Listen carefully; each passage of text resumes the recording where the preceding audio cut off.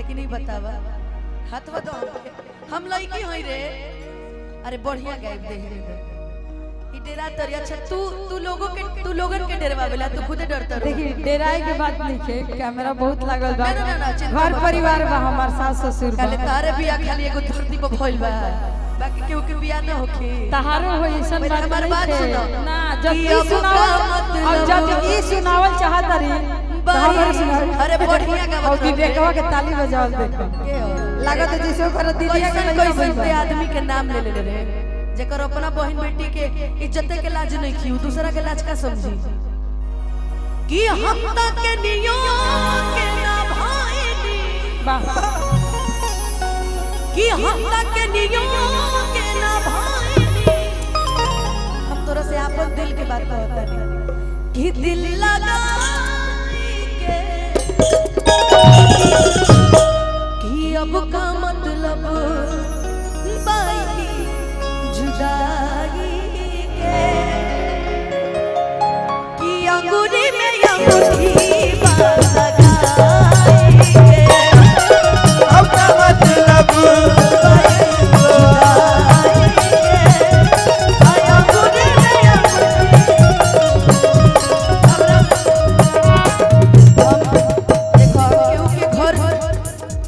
अगर किसी का घर जोड़ नहीं सकते ना तो किसी का घर तोड़ना भी नहीं चाहिए, चाहे कोई भी हो।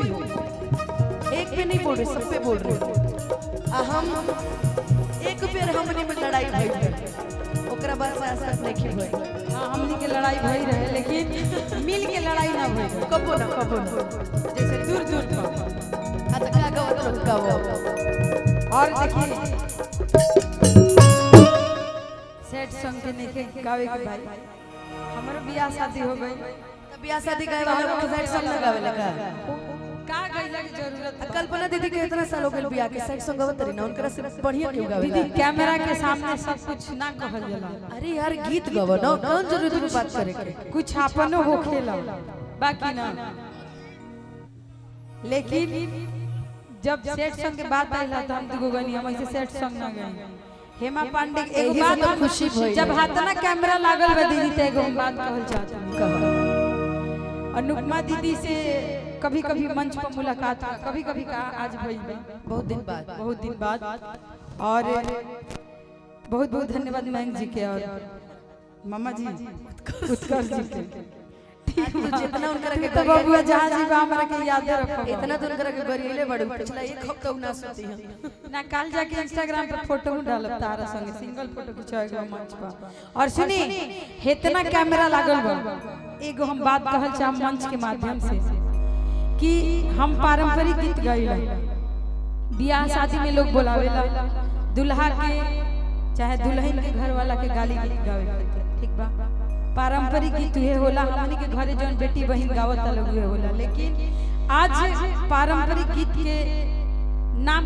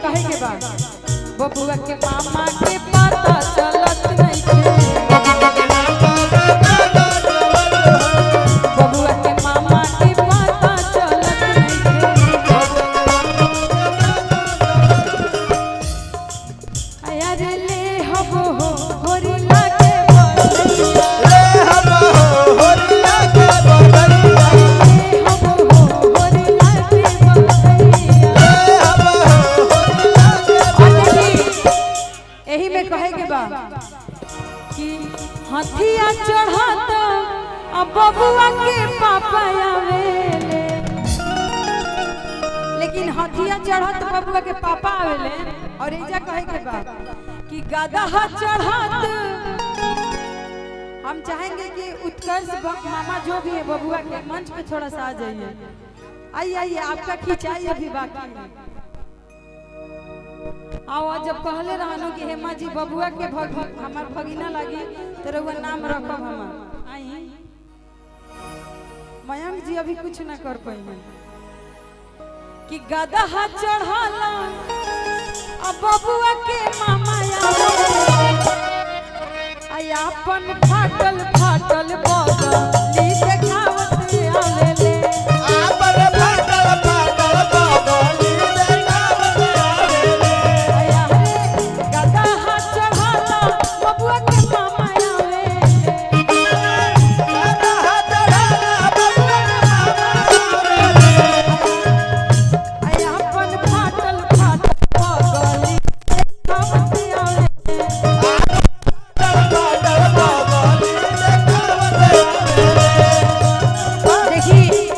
बबुआ के मामा के तरफ से आशीर्वाद रहे। जानता नहीं रहुआ सब कहता ना। देखिए उत्कर्ष जी भागत है 400 रुपया के। हेमा पांड्या यादव के बुलावल गई बा यही घर के।